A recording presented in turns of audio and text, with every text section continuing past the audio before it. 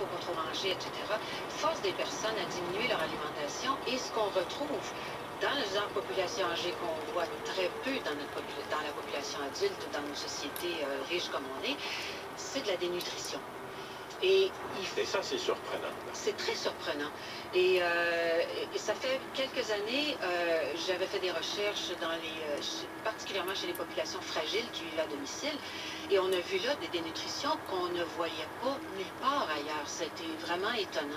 Et je pense que c'est très important de s'intéresser à l'alimentation des personnes âgées. Il ne faut pas nécessairement manger moins. Il faut manger à sa faim. Il faut pouvoir écouter la faim qu'on a. Madame, faut-il avoir le temps de manger à sa faim? Parce que parfois, lorsqu'on vieillit, on s'aperçoit que soit notre motricité n'est pas la même, et il y a des impatiences devant ceux qui parfois doivent nous aider à manger. Là, vous abordez le problème de personnes qui doivent être alimentées par d'autres personnes. Qui doivent être aidées, c'est un très grand problème. Mais qui doivent aussi manger mieux. En vieillissant, je dois dire que toute notre vie, on doit bien manger. Une personne âgée doit aussi bien manger qu'une personne adulte. Et au moins autant à sa faim, et c'est comme je disais tout à l'heure, c'est faux de dire qu'il faut moins manger, mais il y a des problèmes liés à l'acte de manger. On s'en rend pas compte, on mange 3 fois par jour, on fait notre épicerie. Pour une personne qui a de la difficulté à se déplacer, par exemple, faire son épicerie sur des trottoirs glacés en hiver, ça pose problème.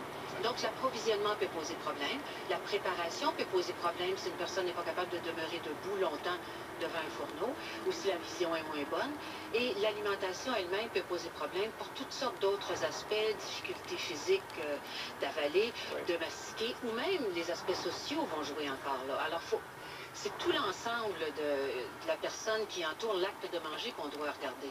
Est-ce que vous êtes une idéaliste? Parce que, je dis, est-ce que votre but, vous, c'est de dire être en état de fonctionner jusqu'à la mort?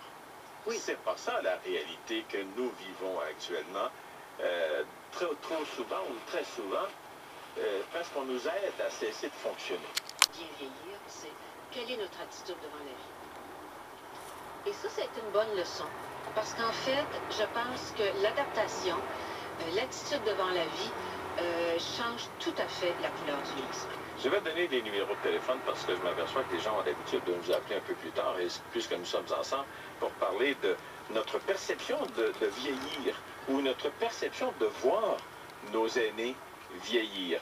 1-597-3700 pour les gens du Québec et 1-597-7022 pour les gens de...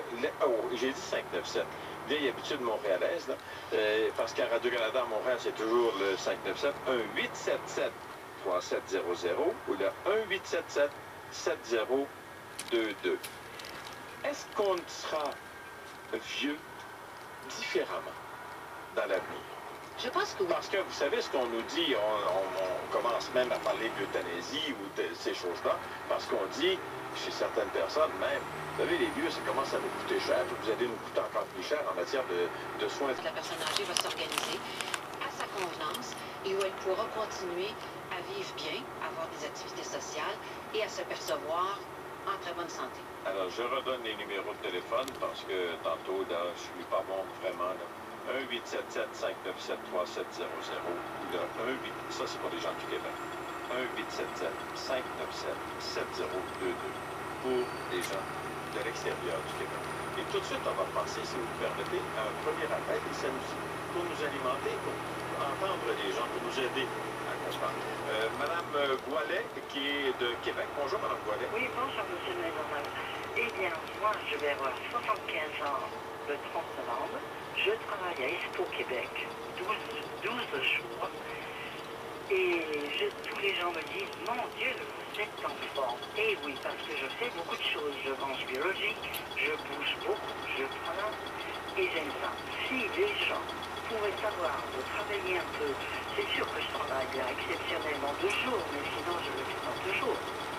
Si les gens pouvaient avoir une activité, de travailler, de voir le monde, de parler, et surtout, et la dame, je ne sais plus son nom, qui travaille avec Payette. Oui, il faut surtout bien s'alimenter. Car l'alimentation, vous le savez, ça nourrit le corps et l'esprit et la tête, et c'est important pour le cerveau. pas assez. Je vois, puisque je vends des semelles pour que les gens soient bien, donc je vois beaucoup de personnes âgées.